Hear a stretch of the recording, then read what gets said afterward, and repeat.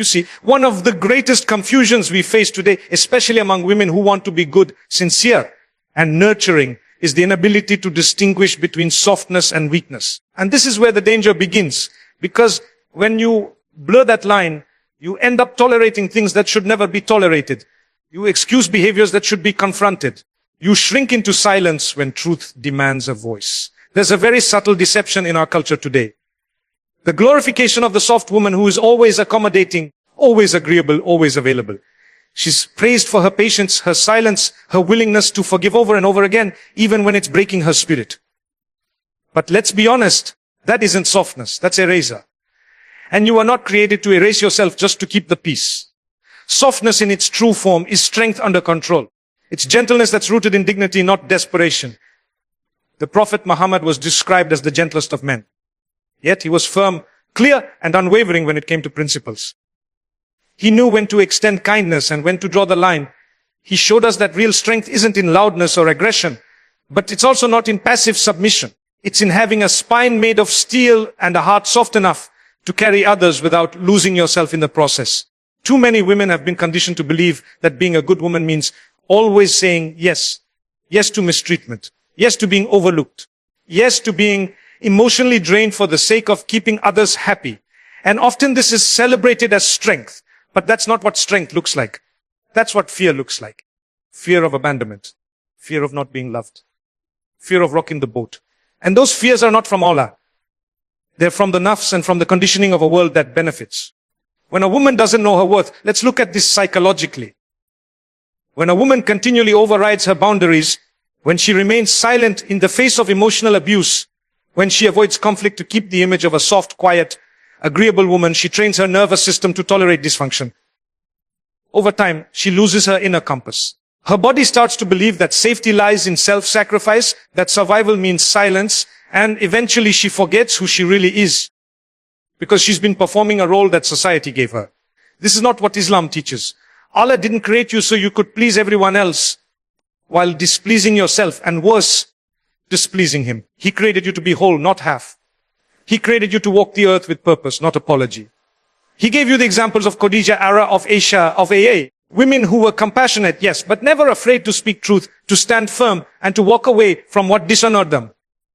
Softness is not about losing your voice. It's about knowing how to use it with wisdom. It's not about avoiding conflict. It's about choosing your battles. It's not about saying yes to everything. It's about learning when a sacred no is an act of worship. And this is where many women go wrong. They think being loving means being a doormat. They think being peaceful means avoiding every disagreement. But in doing so, they betray themselves. They betray the very soul Allah gave them to guard. One of the most dangerous outcomes of this mindset is spiritual burnout. When you're constantly giving, absorbing pain, carrying the weight of others' irresponsibility, all in the name of being soft, you will eventually collapse. Your heart, no matter how big, was not made to be a dumping ground for the world's dysfunction.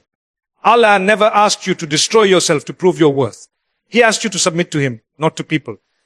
So ask yourself, is your softness a form of compassion or a form of fear? Are you saying yes because you genuinely want to do that, or because you're afraid of what will happen if you say no? Are you patient in the face of injustice because of strength or because of self-doubt?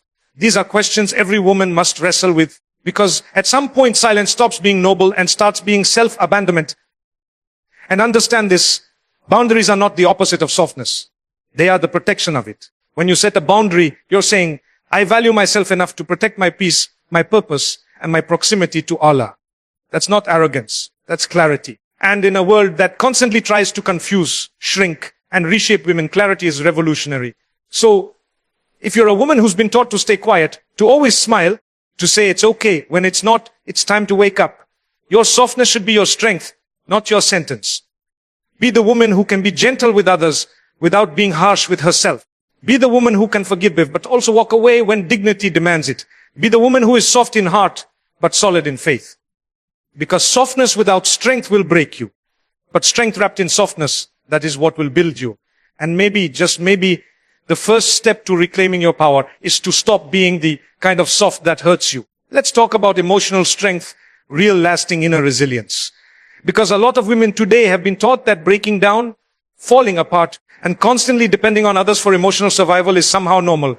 That crying every night and calling it sensitivity is a virtue. That overthinking, overanalyzing and overgiving are signs of being deeply compassionate. But we need to start being honest. Much of what is praised as emotional softness is actually emotional fragility. And fragility is not from strength. It's from imbalance. A woman who cannot regulate her emotions, who collapses under pressure, who lets every criticism shake her identity, is not soft. She is unanchored. And when a soul is unanchored, it gets tossed by every wave. One moment you're confident, the next you're doubting yourself. One word from someone